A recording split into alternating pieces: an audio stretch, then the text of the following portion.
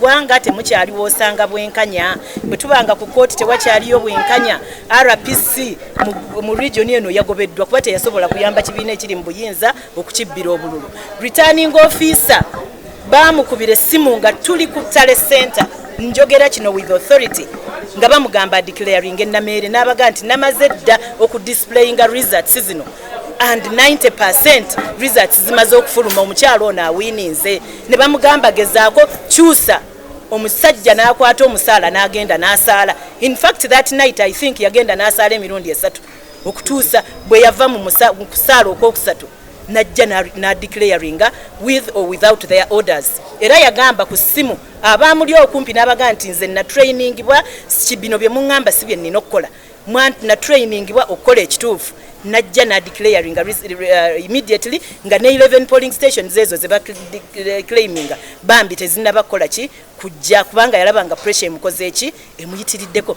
Right now yagobeddwa ali ku katebe. So ebintu ebikolebwa president yafulumizza statement sincerely nagamba nti nagobye RPC we Masaka ne returning officer kubanga bagana babbira nupo obululu. Era kakati returning officer namukyusiza ne RPC namukyusiza nga n'omusango guno tegunnaba kuwulirizibwa. President ali on record agamba nti yagobye bali kubanga tebayamba NRM okukola ki kuwangula bajiyamba buyambi RPC omulimo gwe kulaba nti NRM erina okuwangula mu kitundu kino. Where was RPC's role mu kalulu kaffe? So basebo ne banyabo tetugenda kusirika nga ebintu bino bikolebwa mu ggwanga lyaffe.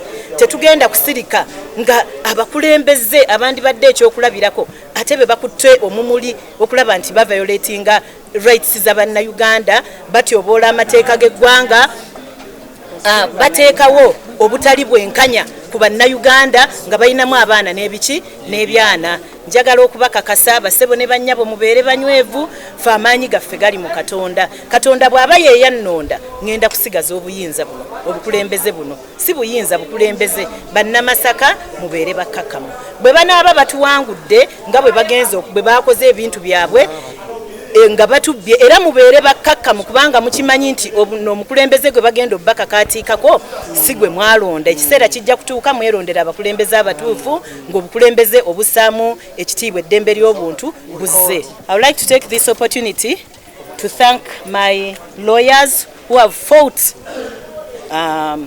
throughout to safeguard our victory, but in vain. They've done their job. But unfortunately, we've let down by the courts of law. We've let down by those who are supposed to be the fountain of justice. Everyone was here listening. Everything was very clear that the person who petitioned this court had no evidence at all as to why a recount should be conducted. I won by a margin of 5,000 votes. And the complaint in the actual petition, what he submitted to court, it was a difference of 168 votes she was claiming for. And even if those 168 votes were given to her, she wouldn't have won. Everything was done without following the laws. So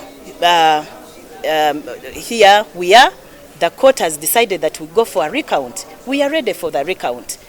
Though it was done in bad faith, we are serving a living God, and we know that God's grace is sufficient. We call upon you, peace-loving Ugandans, stay calm. We don't have confidence on what is going. I mean, we don't have much hope on what is going to happen at the Tale Center because it's already sieged off. It's manned by army officers, SFC. The electoral officers are no longer in charge. We don't know who is even now the returning officer of Masaka. I think there is someone who was sent to act. The actual returning officer who pronounced my victory was dismissed. The RPC of the region was dismissed, and His Excellency the President, in his own statement, said those people were dismissed because they helped NUP to win in Masaka. NRM did not win because the returning officer declared winners from the National Unity Platform. What a shame! RPC is on transfer because it didn't help the regime to reach in favor of the government. What a shame!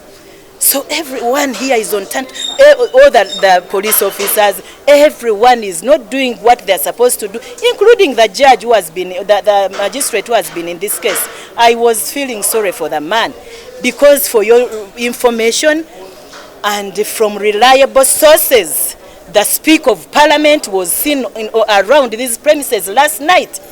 Her bodyguards were all over the area. She was seated in a small car. So the government took over everything. Actually, I'm not fighting with Nameere, I'm fighting with the state.